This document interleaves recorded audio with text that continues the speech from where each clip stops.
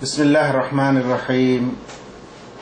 আলহামদুলিল্লাহি রাব্বিল আলামিন ওয়াল আকিবাতু লিল মুত্তাকিন ওয়াস সালাতু ওয়াস সালামু আলা সাইয়্যিদিল মুরসালিন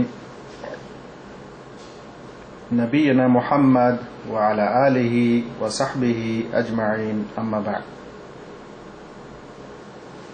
আমাদের নিয়মিত ধারাবাহিক ক্লাস আমরা অবৈধ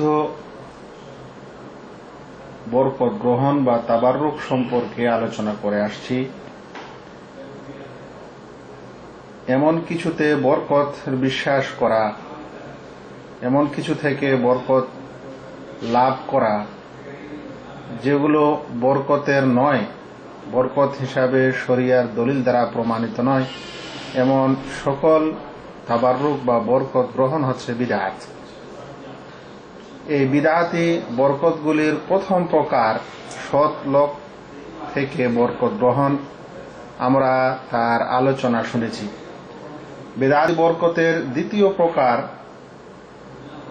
স্থান, পাত্র, সময় অর্থাৎ কাল, এগুলো থেকে বরকতের আশা করা বা বরকত গ্রহণ করা, যার সম্পর্কে কোনো দলিল নেই। এর প্রথম প্রকার আমরা গত সপ্তাহে পড়েছিলাম। বিশেষ এমন কিছু স্থান থেকে বরকত নেওয়া যে সকল স্থান বরকত হিসাবে প্রমাণিত নয়। আজকে ওই দ্বিতীয় প্রকারেরই একটি দ্বিতীয় উদাহরণ বা বিষয়, সেটি হচ্ছে গাছপালা, পাথর, পিলার, খাম্বা, থম কিংবা কূপ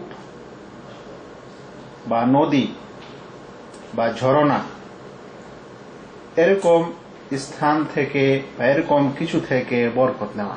আরো একবার বলি, গাছপালা, পাথর, মাটি, কোনো কূপ কিংবা কোনো পুকুর বা নদী, নালা কিংবা কোনো স্থানের থম, পিলার, এ সকল কিছু থেকে বরকত গ্রহণ করা যেগুলোর সম্পর্কে কোনো শরঈ দলিল নেই, এরকম বরকত গ্রহণ করা, এরকম কিছু থেকে বরকত গ্রহণ করাকে বিদআতি তাবাররুক বা বিদআতি বরকত গ্রহণ করা বোঝায়। যেই উপমাগুলি বা যে নামগুলি আমি নিলাম, এগুলো থেকে মানুষ বরকত গ্রহণ করে কিভাবে? অনেকের ধারণা যে যেহেতু এই পাথরের উপর কোনো নবী বসেছিলেন, ধরে নেন তারা অনুমান করে এইভাবে যে কোনো নবী এই পাথরে বসেছিলেন বা এই পাথরে উঠেছিলেন বা এই পাহাড়ে উঠেছিলেন, তাই এই পাথরটি বা এই পাহাড়টি বরকতের। কিংবা তারা মনে করেন যে অমুক গাছের নিচে কোনো নবী আশ্রয় নিয়েছিলেন, আরাম করেছিলেন, বা সেখানে তিনি যে কোনো কারণে অবস্থান করেছিলেন, সেই কারণে সেই গাছটি বরকতের। এরকম মনে করে গাছপালা বা পাথর বা স্থান থেকে বরকত মানুষ নেয়। কিংবা তাদের অনেকে আবার স্বপ্ন দেখে যে অমুক গাছটি বা অমুক স্থানটি বা অমুক পাথরটি বরকতের। যখন স্বপ্ন দেখা হয় তখন সেই গাছটির হেফাজত শুরু হয়, সংরক্ষণ শুরু হয়। দেখা গেল লোকটি সকালে গিয়ে সেই গাছের স্থানকে সুন্দর করে পরিষ্কার করে দিল, ঘিরে দিল, আর দু চারটা কাপড় টেঙে দিল। কেন এরকম হচ্ছে? বলছে আমি স্বপ্ন দেখেছি এই গাছটা খুব বরকতের।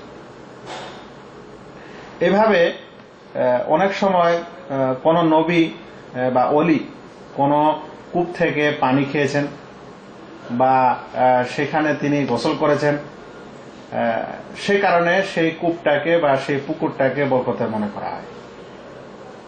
এমনকি কোন অলির দরগাহের পাশে, সেই পাশে হোক, এমনকি দরগাহের কবরের উপর হোক, যদি কোনো কিছু নির্মাণ করা থাকে, গম্বুজ টম্বুজ, তাহলে সেগুলোকে বরকতের মনে করা হয়। যদি সেই অলির দরগাহের পাশে কোনো পুকুর থাকে, তো তো পুকুরের পানিকে তো বরকত মনে করা হয়, এমনকি ওখানকার মাছগুলোকেও মনে করা হয়, মাছকেও তো মনে করা হয়, এমনকি কচ্ছপগুলোকেও মনে করা হয়। আমি উদাহরণ দিচ্ছি না, শাহজালাল সাহেবের মাজারের দিকে লক্ষ্য করলে বুঝতে পারবেন।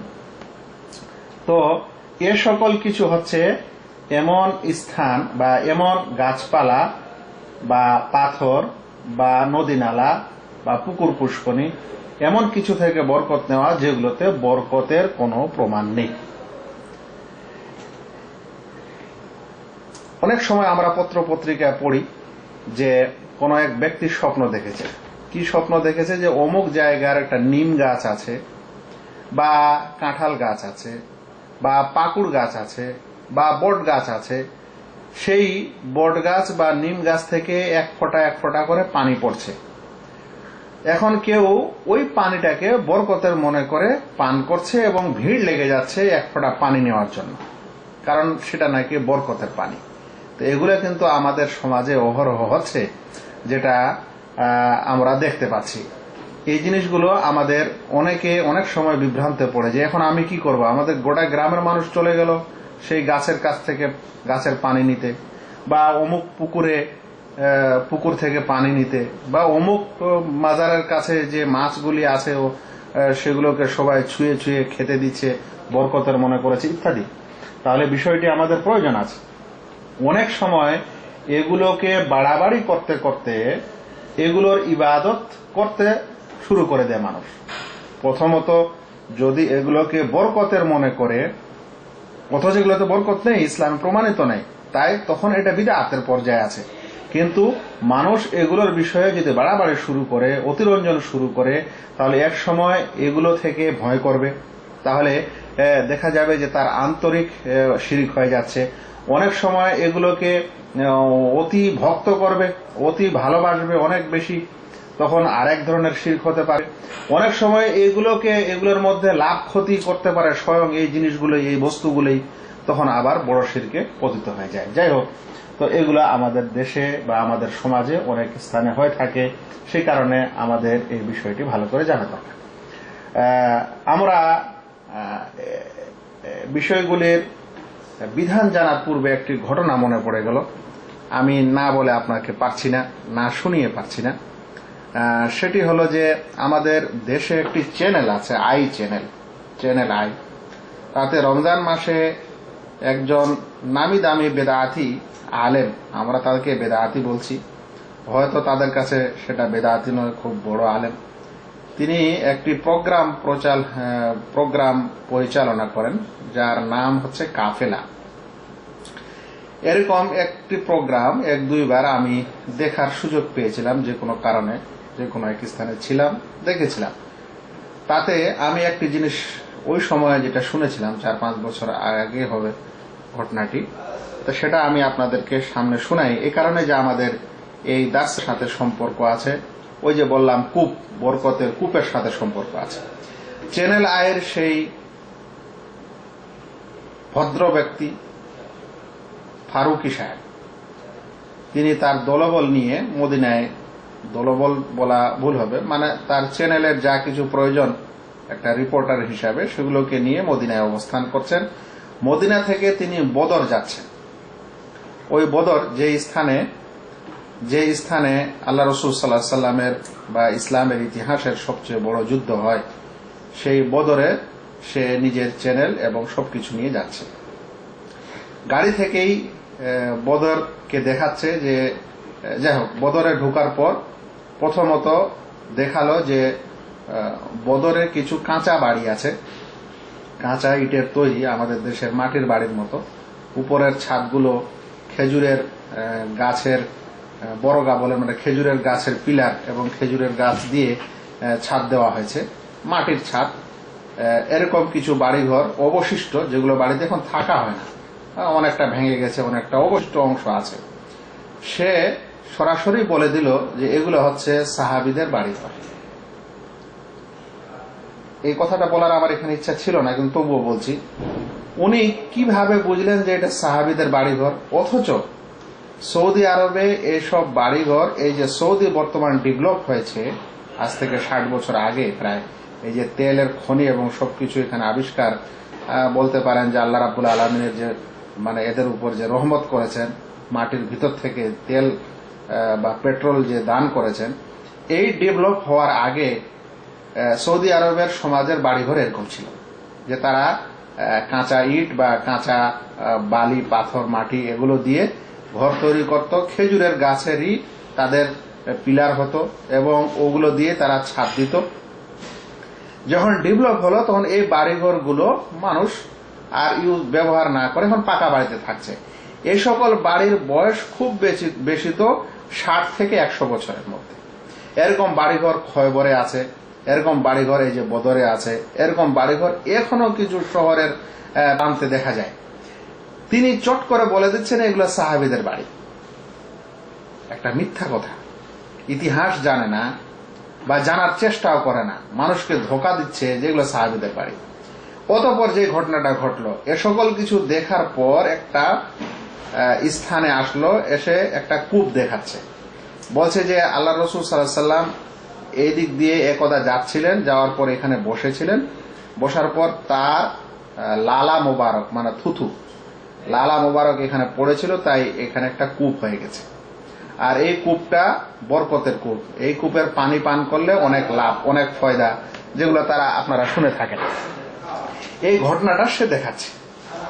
এখন আল্লাহ রাসূল সাল্লাল্লাহু আলাইহি সাল্লামের এই ঘটনাকে কোন সিরাতবিদ বর্ণনা করেছেন ভাই?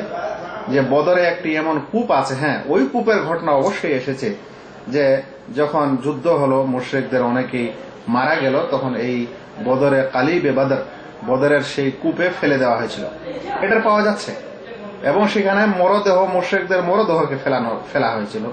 কিন্তু সে একটা এমন কূপের খোঁজ দিচ্ছে মানুষকে, বরকতি কূপ বলে, যার কোনো ইতিহাসে কথাই নেই।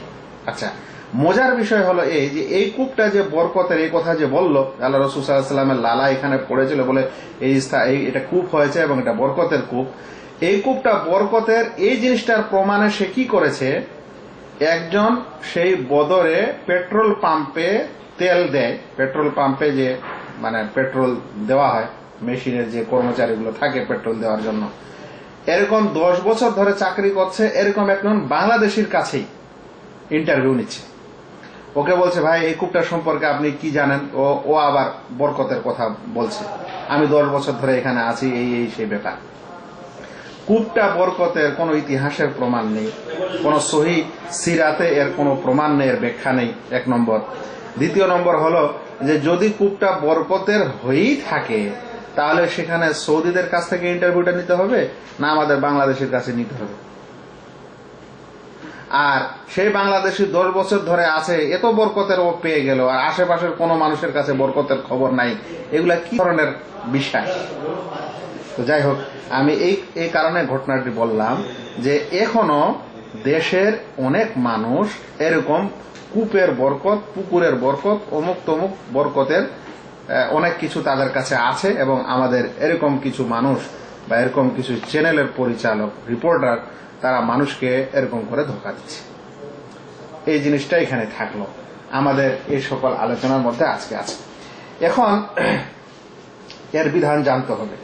এতে কোনো সন্দেহ নেই যে গাছ থেকে কোনো বরকত নেওয়া, কিংবা পাথর থেকে, কিংবা কূপ বা নদী নালা থেকে, যেমন এখনো গঙ্গা নদীকে অমুসলিমরা বরকতের মনে করে, তারপরে ওই নদীগুলোর উপর দিয়ে গেলে মানুষ পয়সা ফেলে দেয়।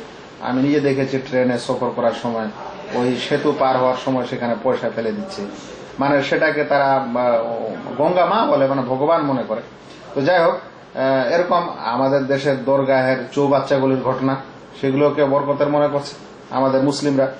তো এরকম কোন গাছপালা, কোন পাথর, মাটি, কিংবা কোন নদী পুষ্করণী বা কোন ঝরনা, এ সকল থেকে কোন প্রকারের বরকত নেওয়া, সেটা মুছে বা চুমু খেয়ে বা তাতে গোসল করে বা আরো যে কোনো প্রকারেই হোক না কেন, বরকত গ্রহণ করা হচ্ছে হারাম। বলতে পারেন বিদআত, আর প্রত্যেক বিদআতই হারাম। কারণ এখানে একটি তারা এমন বিশ্বাসের আবিষ্কার করছে যে বিশ্বাসের কোন সহি দলিল কিতাব এবং সুন্নতে নেই। এমন একটি ইবাদতের আবিষ্কার করছে যার শরীয়তে কোনো এর ভিত্তি নেই। আর এটা অনেক সময় যদিও প্রথমে শিরকের কারণ বা শিরকের বাহন, কিন্তু অনেক ক্ষেত্রে বড় শিরকে পরিণত হতে পারে। কিভাবে? যেমন একটু আগে বলছিলাম যে যদি সেগুলোকে বরকতের মনে করে, ছয়, পানি পান করে, আর কিছু করে, তাহলে তো বিদআত হলো, যেটা হারাম কাজ। কিন্তু যদি সেগুলোই বরকত দাতা এবং সেগুলো ভালো মন্দকারী বা লাভকারী ক্ষতিকারী বিশ্বাস করতে লাগে, তাহলে তখন বড় শিরক হয়ে যাবে। তাই এগুলো আহলে ইলম, জ্ঞানীদের, ইসলামী পণ্ডিতদের ঐক্যমত অনুযায়ী হারাম। আমি এই ঐক্যমতটির ব্যাখ্যা আপনাদের একটু পরে দিব। তার আগে শোনাই নবী মুহাম্মদ মুস্তাফা সাল্লাল্লাহু আলাইহি ওয়াসাল্লামের একটি হাদিস, যে হাদিসকে আবু ওয়াকিদ লাইসি বর্ণনা করছেন। তিনি বলেন, খারাজনা মা রাসূলিল্লাহ সাল্লাল্লাহু আলাইহি ওয়াসাল্লাম কিবালা হুনাইন। আমরা আল্লাহ রাসূল সাল্লাল্লাহু আলাইহি ওয়াসাল্লামের সাথে হুনাইনের দিকে বের হলাম, হুনাইন যেখানে যুদ্ধ হয়েছিল। ওয়া নাহনু হাদিসু আহাদিন বিকুফরিন, আর আমরা নতুন নতুন মুসলিম ছিলাম। ওয়ালিল মুশরিকিনা সিদরাতুন ইয়াকুফুনা হাওলাহা ওয়া ইয়ানুতুনা বিহা আসলিহাতাহুম ওয়া আমতিআতাহুম। বলেন যে ওই হুনাইনের রাস্তায় মুশরিকদের একটি বড়ই গাছ, কুলের গাছ দেখতে পেলাম। তারা সেই কুলের গাছের নিচে বা আশেপাশে অবস্থান করত এবং নিজের হাতিয়ার, অস্ত্র শস্ত্র এবং নিজের মালপত্রগুলো সেই গাছে লটকে রাখত, টেঙ্গে রাখত। মানে নিজের অস্ত্র শস্ত্র এবং আসবাবপত্র টেঙ্গে দিত গাছে। তারা এটাকে বরকতের মনে করত। তারা ভাবত এরকম করলে তাদের যুদ্ধে জয় হবে বা তাদের কিছু ভালো লাভ আছে, সেই কারণে মুশরিকরা এরকম করত। যখন মুশরিকদের এরকম করতে দেখলো সাহাবায়ে কেরাম, তখন আল্লাহ রসুল সাল্লাল্লাহু আলাইহি সাল্লামের সাহাবীগণ যারা নতুন নতুন মুসলিম ছিলেন, তারাও একটা বড়ই গাছ দিয়ে পাশ দিয়ে যাচ্ছিল। ফামারারনা বিসিদরাতিন ফাকুলনা ইয়া রাসূলুল্লাহ, তখন আল্লাহ রসুল সাল্লাল্লাহু আলাইহি সাল্লামকে তারা বললেন, ইজআল লানা যাতা আনওয়াতিন কামা লাহুম যাতা আনওয়াত, আমাদের জন্য একটা লটকানোর ব্যবস্থা করেন, যেমন তাদের জন্য যাতে আনওয়াত আছে, মানে বরকত নেওয়ার গাছ আছে, ওরকম একটা আমাদের জন্য করেন। ফাকাল সাল্লাল্লাহু আলাইহি ওয়াসাল্লাম, আল্লাহ রসুল বলেন, শুনেন, আল্লাহু আকবার। আল্লাহ রসুল আশ্চর্য, এখনো আরবের একটা নিয়ম, আশ্চর্য হলে বা আশ্চর্য কোনো কথা শুনলে বা কোনো মানে গর্জিত কথা শুনলে, যেটা ইসলাম বহির্ভূত, তারা তাকবীর দেন। তো আল্লাহ রসুল বলছেন, আল্লাহু আকবার, হাদা কামা কালাত বানু ইসরাইল, এটা তো এমনই কথা যেমন বানু ইসরায়েলের কথা ছিল, বানু ইসরায়েলের মতো কথা তোমাদের। বানু ইসরায়েল বলেছিল মুসা আলাইহিস সালামকে, কি বলেছিল? ইজআল লানা ইলাহান কামা লাহুম আলিহা, হে মুসা, আমাদের জন্য একটি ইলাহ করে দাও, মাবুদ নির্ধারিত করে দাও, যেমন তাদের ইলাহ বা মাবুদ রয়েছে। সূরা আরাফ 138 নম্বর আয়াত। তো তোমরা মুশরিকদের এই কার্যকলাপ দেখে আমাকে ওদের মতো বড়ই গাছ আর সেখানে মানে বরকত নেওয়ার স্থান করে দাও, ওদের মতো করতে হবে, এই কথা বলছো। তোমাদের এই কথা তো ওইরকমই যেমন বানু ইসরায়েল মুসাকে বলেছিল যে আমাদের জন্য মাবুদ উপাস্য করে নির্ধারণ করে দাও, যেমন তাদের জন্য মাবুদ আছে। অতঃপর আল্লাহ রাসূল সাল্লাল্লাহু আলাইহি ওয়াসাল্লাম বললেন, ইন্নাকুম কওমুন তাজহালুন, তোমরা অজ্ঞ কওম, অজ্ঞ সম্প্রদায়। লাতারকাবুন্না সানানা মান কানা ক্বাবলাকুম, তোমরা তোমাদের পূর্বের লোকের পদাঙ্ক অনুসরণ করবে। এই হাদিসটিকে ইমাম শাফিঈ সুনান আল মাসুরায় বর্ণনা করেছেন। আব্দুর রাজ্জাক মুসান্নাফ ইবনে আব্দুর রাজ্জাকে বর্ণিত হয়েছে, আহমদ মুসনাদ আহমদ হয়েছে, তিরমিজিতে 2180 নম্বরে বর্ণিত হয়েছে, ইবনে হিব্বানে 6702 নম্বর হাদিস, এবং হাদিসটির সনদ সহিহ। এখন কথা হলো এই যে সাহাবায়ে কেরামগণ কিন্তু আসলে কোনো উপাস্য বা মাবুদ নির্ধারণ করার কথা বলেননি, ওটা নির্ধারণ করেছিল বানু ইসরাইল। কিন্তু সাহাবায়ে কেরামদের এই কাজটি যে একটা বড়ই গাছ, একটা কুলের গাছ নির্ধারণ করেন, যে কুলের গাছের নিচে আমরা স্থান নেব, আমাদের আসবাবপত্র সহ হাতিয়ার, অস্ত্র শস্ত্রগুলোকে সেখানে টেঙ্গে রেখে বরকত নিব, এই কাজটাকে আল্লাহ রাসূল সাল্লাল্লাহু আলাইহি সাল্লাম মুসা আলাইহিস সালামের সম্প্রদায়ের কাজের সঙ্গে তুলনা করলেন। অথচ মুসা আলাইহিস সালামের সেই কওমের কাজের চেয়ে তাদের এই বিশ্বাসটা বা এই কাজটা কম দরজার ছিল, কম মানের ছিল, মানে এটা ছোট শিরকের পর্যায়ে ছিল।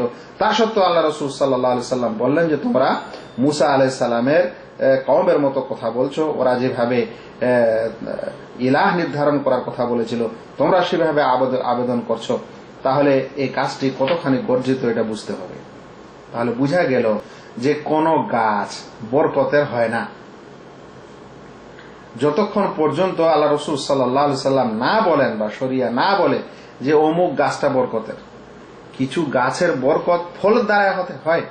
একটি গাছ লাগিয়েছেন, ফল হয়েছে, ফল খাচ্ছেন, বেশি ফল হচ্ছে, এটা বরকতের। কিন্তু গাছটা স্বয়ং বরকতের, ওকে মুছতে হবে, ওকে মুছে মুছে লাগাতে হবে, ওকে বরকতের মনে করে ছুঁতে হবে, ওটাতে কোনো জিনিস আপনার শরীর টাচ করলে, আপনার কোনো জিনিস লাগিয়ে রাখলে বরকত আসে, ট্রান্সফার হয়, এগুলোই হচ্ছে এমন আকীদা, এমন বিশ্বাস যেগুলো হচ্ছে বিদআতি ও হারাম বিশ্বাস। আমরা একটু আগে বলছিলাম যে আহলে ইলমদের ঐক্যমত রয়েছে যে এরকম করা হারাম। শাইখুল ইসলাম ইবনে তাইমিয়া তিনি ইক্তিদাউস সিরাতাল মুস্তাকিম 808 পৃষ্ঠা এবং 809 পৃষ্ঠায় বলছেন।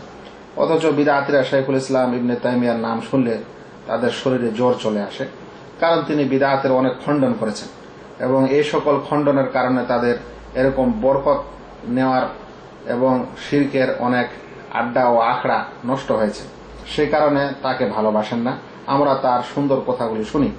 তিনি সেই বইয়ে বলছেন, ইত্তাফাকাল উলামা ও আলামা মাদাত বিহি সুন্নাহ, বলছেন ওলামায়ে কেরামের ঐক্যমত রয়েছে আলামা বাদাত বিহি সুন্নাহ মিন আন্নাহু, যে নিয়ম অতিবাহিত হয়েছে, যে নিয়ম এর আগে অতিবাহিত হয়েছে, এই নিয়মে ওলামায়ে কেরামদের ঐক্যমত রয়েছে আন্নাহু লা ইউশরাউল ইসতিলাম ওয়াত তাকবিল লিমাকাম ইব্রাহিম আলাইহিস সালাম, যে মাকাম ইব্রাহিমকে না তো ছোঁয়া বৈধ আর না চুমু খাওয়া বৈধ। মাকাম ইব্রাহিমটা কি? যারা হজ করেছেন, উমরা করেছেন বা এমনি টেলিভিশন দেখেন, তারা দেখেন কাবা শরীফে, কাবা ঘরে তওয়াফ করার সময় ওই স্থান, যে স্থানে ইব্রাহিম আলাইহিস সালাম, ইসমাইল আলাইহিস সালাম তারা যখন কাবা ঘর তৈরি করেছিলেন, এই যে পাথরের উপর উঠেছিলেন, উঠে কাবা তৈরি করেছিলেন, আল্লাহর বিশেষ অলৌকিক ক্ষমতায় একটি পায়ের ছাপ ইব্রাহিম আলাইহিস সালামের সেখানে ওই পাথরে হয়ে যায়। সেই পাথরটি এখন বাধাই করে ওখানে রাখা আছে, ওটাকে বলা হচ্ছে মাকাম ইব্রাহিম। তো বলছেন এই মাকামে ইব্রাহিমকে না তো ছোঁয়া যাবে আর না চুমু খাওয়া যাবে, এটা ওলামায়ে কেরামের ঐক্যমত রয়েছে। আল্লাযী যাকারাহুল্লাহু ফিল কোরআন, ওই মাকাম ইব্রাহিম যার বর্ণনা কোরআনে এসেছে। আল্লাহ তাআলা বলছেন ওয়াত্তাখিযু মিন মাকাম ইব্রাহিম মুসাল্লা, তুমি মাকাম ইব্রাহিমকে নামাজ পড়ানোর স্থান বানিয়ে নাও, মানে ওখানে তুমি নামাজ পড়াও, ওর বর্ণনা কোরআনে এসেছে। ফাইদা কানা হাযা বিসসুন্নাহ আল মুতাওয়াতিরা ওয়া বিইত্তিফাকিল আইম্মা লা ইউশরাউ তাকবিলুহু বিল ফাম ওয়ালা মাসসুহু বিল ইয়াদ, যদি মুতাওয়াতির সুন্নতের মাধ্যমে এবং আইম্মায়ে কেরামের ঐক্যমত অনুযায়ী এটা প্রমাণিত হয় যে মাকাম ইব্রাহিমকে মুখ দিয়ে না তো চুমু খাওয়া বৈধ আর না হাত দিয়ে ছোঁয়া বৈধ, ফাগাইরুহু মিন মাকামাতিল আম্বিয়া আওলা আল্লাহ ইউশরা তাকবিলুহা বিল ফাম ওয়ালা মাসসুহা বিল ইয়াদ, তাহলে মাকামে ইব্রাহিম ছাড়া অন্য যে কোনো মাকাম, যে কোনো দাঁড়ানোর স্থান, যে কোনো নবীদের স্থান যেখানে তারা চলাফেরা করেছে বা বসেছে, সেগুলোকে ছোঁয়া বা চুমু খাওয়া কেমন করে যায় যেতে পারে? মাকামে ইব্রাহিম যেটার বর্ণনা কোরআনে এসেছে, আল্লাহ রসুলকে আদেশ হয়েছে, সেটাই যদি, মানে যেখানে ইব্রাহিম আলাইহিস সালামের পায়ের ছাপ রয়েছে, সেটাতে যদি চুমু খাওয়া না যায় বা ছোঁয়া বৈধ না হয়, তাহলে অন্যান্য পাথরগুলো কিভাবে হতে পারে? শাইখুল ইসলাম ইবনে তাইমিয়ার যুক্তি শুনলেন, চিন্তা করার বিষয়। তিনি বলছেন ফাইনাল মাকান আল্লাযী কানা নবী সাল্লাল্লাহু আলাইহি ওয়াসাল্লাম ইউসাল্লি ফিল মাদিনা আন-নববিয়্যা দাইমান, বলছেন সেই স্থান যাতে আল্লাহ রাসূল সাল্লাল্লাহু আলাইহি ওয়াসাল্লাম সব সময় মদিনা নববীতে নামাজ পড়তেন, মানে মসজিদে নববী ছাড়া তিনি যে বাড়িতে বা আরো কোথাও যে নামাজ পড়েছেন, যে কোনো জায়গায় রাস্তাঘাটে, লাম ইয়াকুন আহাদুন মিনাস সালাফ ইয়াসতালিমুহু ওয়া লা ইয়াকবালু, কোন সালাফ থেকে এটা প্রমাণিত নয় যে তারা সেটাকে ছুঁতেন বা চুমু খেতেন। ওয়ালাল মাওয়াদি আল্লাতী সাল্লা ফিহা বিমাক্কা ওয়া গায়রিহা, আর না সেই সকল স্থানে যেখানে তিনি নামাজ পড়েছেন, মক্কা বা মক্কা ছাড়া অন্য স্থানে।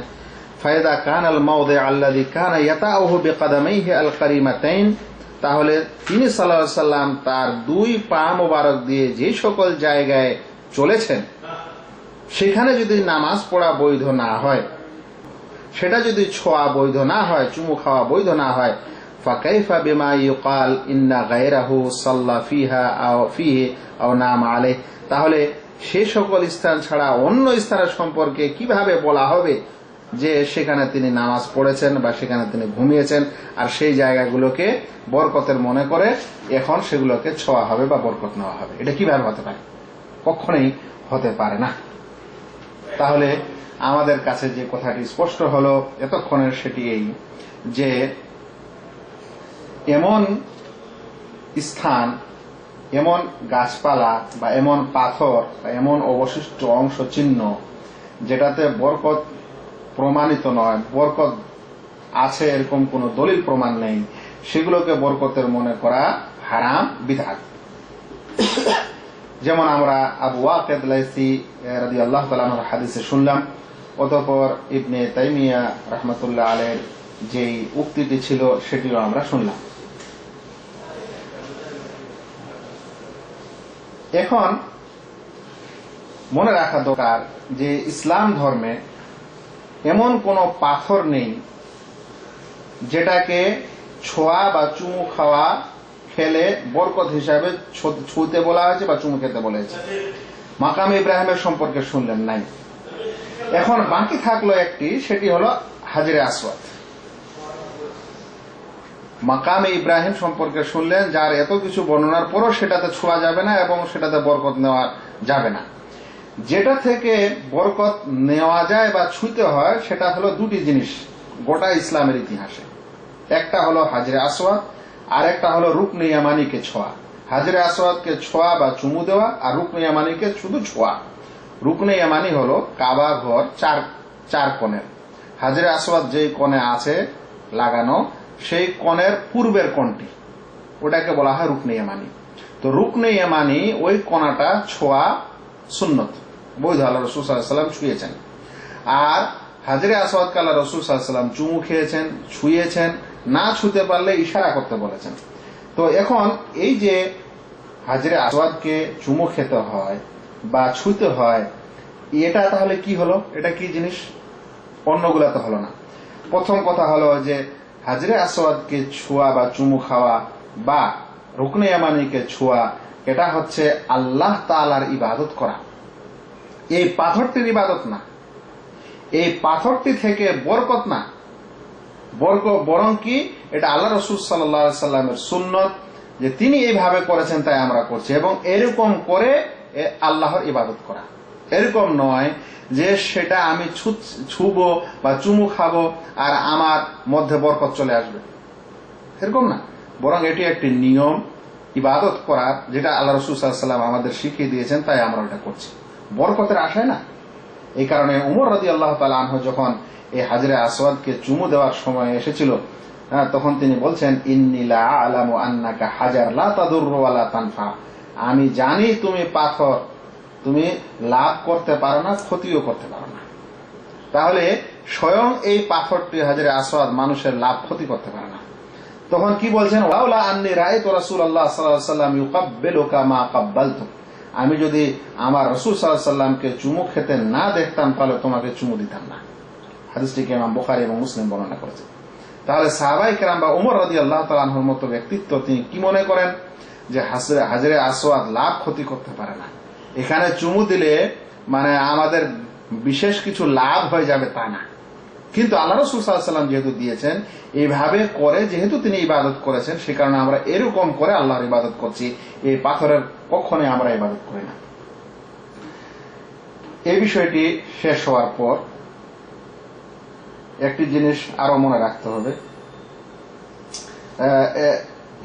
ওমর রাদিয়াল্লাহু তাআলা আনহুর এই কথা যে আমি জানি তুমি পাথর লাভ ক্ষতি করতে পারো না, রাসূল সাল্লাল্লাহু আলাইহি ওয়াসাল্লামকে যদি আমি না দেখতাম তাহলে আমি তোমাকে চুমু খেতাম না, এই কথার ব্যাখ্যায় অনেকে অনেক সুন্দর সুন্দর কথা বলেছেন।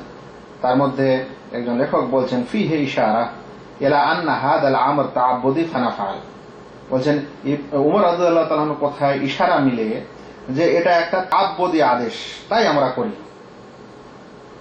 আর এর কারণ কি আমরা জিজ্ঞাসা করব না। তাআব্বুদি আদেশ কি, মানে ইবাদতের একটি আদেশ, ওর হিকমত ওর কারণ কি আমরা জানি না। যেমন উটের গোস্ত খেলে অজু ভেঙে যায়, তাই অজু করতে হবে। তো এটাকে বলা হয় যে একটি এমন বিষয় যেটা তাআব্বুদি মানে ইবাদতের আদেশ, এরকম করাটা ইবাদত, কারণ কি জানি না। তাই হাজরে আসওয়াদকে চুমু খেতে বলেছেন আল্লাহ রাসূল সাল্লাল্লাহু আলাইহি ওয়াসাল্লাম, এটা একটা তাআব্বুদি আদেশ, ইবাদত করার আদেশ। কিন্তু কেন এটা তিনি জিজ্ঞাসা করেননি। বলছেন উমর রাদিয়াল্লাহু আনহু কথা, এটা বোঝা যায়। ওয়া ইমাউন ইলা তাওহীদ আল হাকিকি আল্লাযী আলাইহি মাদারুল আমাল, এবং বলছেন যে এতে ইশারা আছে সত্যিকারে তাওহীদের, যার উপর আমল হয়েছে বা আমল হচ্ছে। এমনকি টিবি একজন লেখক তিনি বলছেন যে উমর রাদিয়াল্লাহু আনহু এই কারণে বলেছিলেন যেন যারা নতুন মুসলিম তারা যেন ধোঁকা না খায়, যে যারা পাথরের এর আগে ইবাদত করত, মূর্তির ইবাদত করত, করার পর মুসলমান হওয়ার পর ইসলাম গ্রহণ করার পর পাথরকে চুমু খাচ্ছে, তারা যেন এটা ধোঁকা না খায় যে এই পাথরটি যেমন আমাদের মূর্তির সম্পর্কে ওদের বিশ্বাস ছিল লাভ ক্ষতির, এরকম এই পাথরেও লাভ ক্ষতির বিশ্বাস আছে, এর মধ্যে এরকম কিছু হতে পারে। এই জিনিস যেন তাদের অন্তরে না থাকে, এই বিশ্বাস যেন না থাকে, সেই কারণে উমর রাদিয়াল্লাহু তাআলা আনহু এই কথা বলেছিলেন যেটা লাভ ক্ষতি কিছু করতে পারে না। বরং আমরা শুধু আল্লাহ রাসূল সাল্লাল্লাহু আলাইহি ওয়াসাল্লামে এরকম করতে দেখেছি, এইভাবে এই ইবাদতটি করতে দেখেছি বলে আমরা এরকম করছি। একটি কথা মনে রাখা দরকার এরপরে, যে এরকম যাবতীয় গাছ এবং বরকতের গাছ হিসাবে যেগুলো দেশে আমরা দেখি, কত গাছ দেখবেন। একটি কথা আমার মনে মাথায় আসছে সব সময়, যে বট গাছ আর পাকুড় গাছ, এই দুটি গাছকেই আমাদের দেশের অধিকাংশ মানুষ, বিশেষ করে মন্দির দেখবেন হয় বট গাছের নিচে নাহলে পাকুড় গাছের নিচে, আর যতগুলো দরগা দেখবেন কাছাকাছি এরকম বট গাছ আর পাকুড় গাছ, এর নিচেই এই সকল কিছু মানে শিরকের আড্ডা তৈরি হয়। ও মুসলিমদের দেখি তারা মন্দির, আর মুসলিমদের দেখি এই দরগা। আর এই বট গাছ আর বড়ই গাছও, এখনো বড়ই গাছে দেখবেন যে তেনা কাপড় চোপড় টেঙে দেয়, এখন ওগুলা তৈরি হয়। তো এরকম গাছ যদি যেগুলোতে মানুষ বরকত নিতে শুরু করে, মানুষের ক্ষমতা থাকলে যেন সেই গাছ কেটে দেয়। আর যদি রাষ্ট্রপ্রধান হয় মুসলিম, তাহলে তাদের উপর এরকম গাছগুলো কাটা লাজেম, ওয়াজিব। আর এরকম যদি কূপ, নদী অমুক তমুক হয়, তাহলে সেগুলোকে নষ্ট করা ওয়াজিব। যদি ঝরনা অমুক তমুক নিচে থেকে পানি বের হয়, এরকম স্থানকে যদি কেউ বরকতের মনে করে, তাহলে সেগুলোকে রাষ্ট্রপ্রধানের আন্ডারে যদি ওরকম দেশ থাকে, এগুলো যদি হয়, তাহলে সেগুলোকে নষ্ট করে দেওয়া, কেটে ধূলিসাৎ করে দেওয়া তাদের উপর ওয়াজিব। আর যদি ব্যক্তিগত মানুষ তার নিজের কোনো ক্ষমতা থাকে, যে ওই জায়গাটা তার, ওখানে একটা গাছ ছিল, মানুষ পূজা শুরু করেছে, তাহলে সে সেই গাছ কেটে দিবে। এটা হলো ব্যক্তি মালিকানায় যদি কারো কিছু ক্ষমতা থাকে, তাহলে সে সেটা করবে।